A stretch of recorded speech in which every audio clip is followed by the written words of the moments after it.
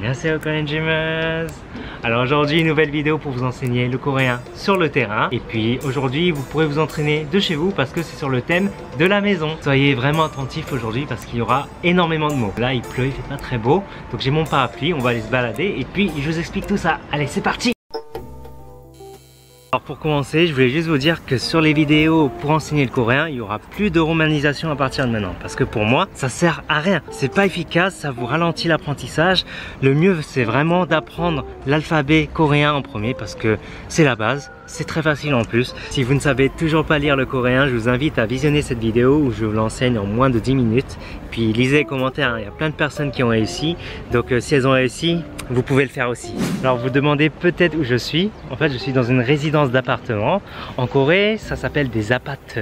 Et ça s'apparente à des HLM comme on a en France, sauf que c'est pas du tout ça. En fait, ici, c'est super cher. Les loyers sont super chers. Et puis si vous voulez acheter ici, c'est hors de prix. Et en fait, c'est comme un village. C'est une petite ville au sein de la ville. Il y a des commerces à l'intérieur, des fois il y a des restaurants, enfin il y a un peu de tout. Et puis une phrase à connaître si vous voulez dire que vous habitez dans ce type de logement. 저는 아파트에 살아요. 저는 아파트에 살아요. 저는 아파트에 살아요. Il y a beaucoup de familles qui vivent ici, donc bien sûr il y a des terrains de jeu pour enfants. Et comment ça se dit? 놀이터. 놀이 ça veut dire jeu et 터 ça veut dire terrain, tout simplement. Et vous avez bien sûr la fameuse balançoire qu'on voit dans tous les dramas. Alors en principe pour les habitants, vous avez soit un parking à l'intérieur ou soit un parking en extérieur. Donc ça c'est une révision. Est-ce que vous vous souvenez comment on dit parking en coréen? C'était dans une de mes anciennes vidéos pour vous enseigner le coréen.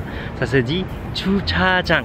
Et pour dire que la voiture est dans le parking, on dit 차는 주차장에 있어요. 차는 주차장에 있어요. 차는 주차장에 있어요. Bon, et maintenant qu'on a fini de visiter l'extérieur, je vais vous montrer à quoi ça ressemble un vrai apat coréen. Je vais vous montrer l'apat de ma copine. Elle a accepté que je le montre, mais à condition que je fasse le ménage, voilà. Mais je vais vous le montrer, au moins vous verrez c'est quoi un vrai appartement coréen. Et comment on dit je rentre à la maison? 집에 가요. 집에 가요. 집에 가요. Alors, si vous avez du courrier, vous pouvez le récupérer normalement dans une 우편함. 우편함. 우편함. Bon, maintenant j'ai le choix. Est-ce que je prends le elevator, comme en anglais, elevator, ou bien je prends les 계단. Elle habite au 15e étage, donc je pense que elevator 탈게요. Bon, l'ascenseur, il n'y a rien de spécial, hein. Bon, en ce moment, à cause du virus, ils ont mis des gels hydroalcooliques. Puis des trucs antivirus sur les boutons. 엘리베이터 탈게요. 엘리베이터 탈게요. Regardez cette vue, c'est une forêt de bâtiments, c'est incroyable. Et dire qu'il n'y avait pas ça il y a quelques années encore.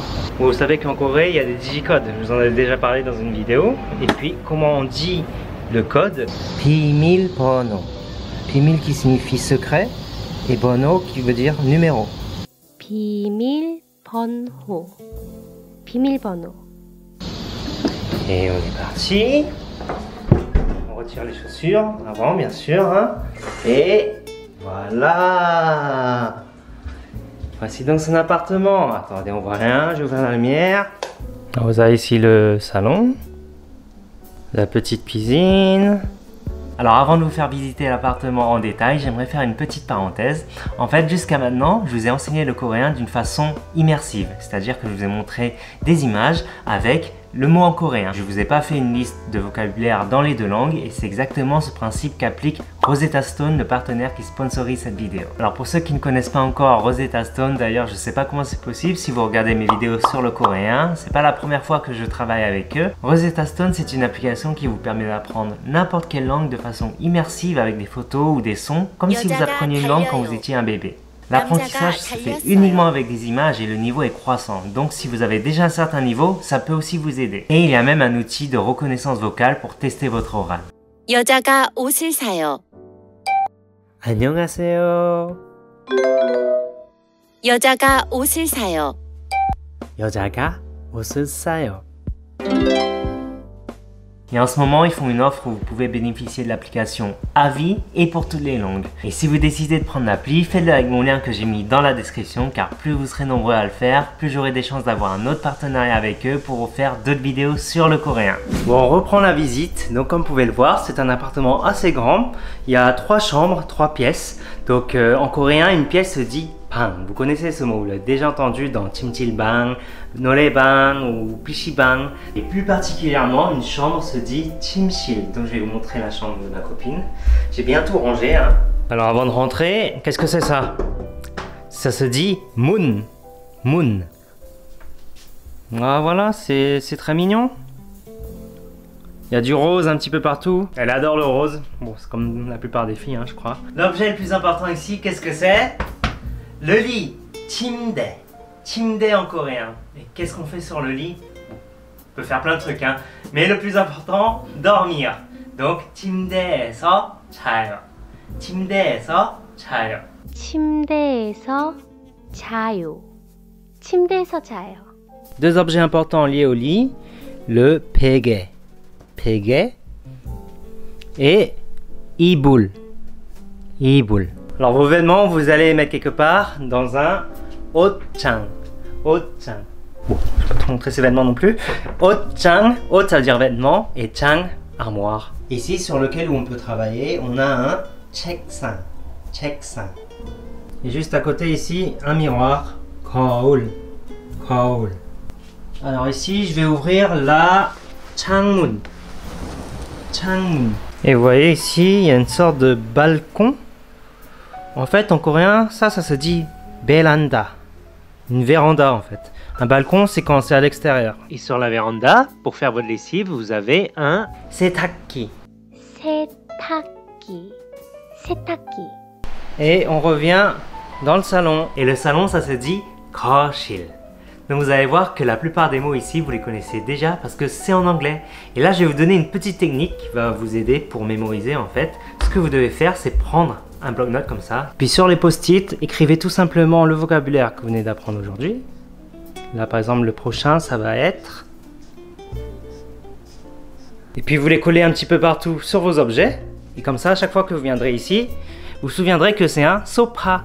Et c'est comme ça que j'apprends du vocabulaire à la maison, tous les jours, en collant des post-it un petit peu partout, comme ça je les ai devant mes yeux, et par contre j'écris que dans la langue cible. Donc comme ça, j'apprends directement le mot avec l'objet. Ou sinon, ici, qu'est-ce qu'on a? Télévision. Télévision. Bon, c'est facile, hein? Et pour dire que vous êtes en train de regarder la télévision, vous dites télévision 보고 있어요. 텔레비전 보고 있어요. 텔레비전 보고 있어요.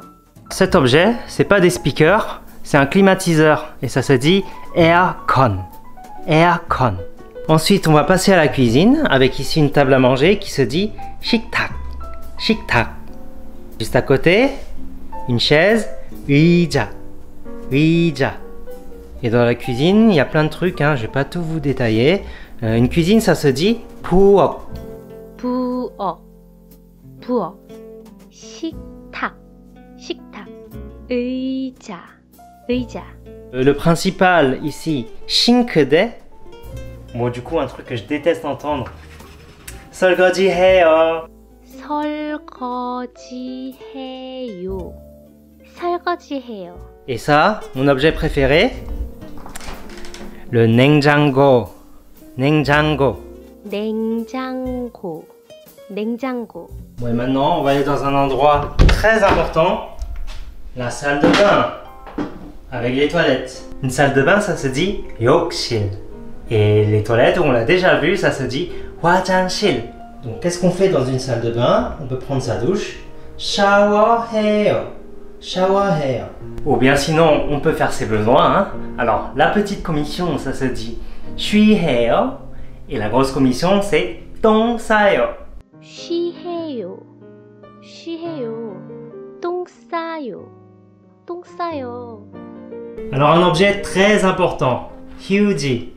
휴지. Bon, ça peut vous servir aussi dans les restaurants lorsque vous êtes en galère. Alors quelques objets en vrac. Ici, le 칫솔. 칫솔. Ici, le 치약. 치약. Et là, le Pinu. Pinu. Voilà les amis, je pense que ça suffit pour aujourd'hui. On a appris beaucoup de mots. J'espère que ça vous a plu ce petit tour d'appartement en apprenant le coréen.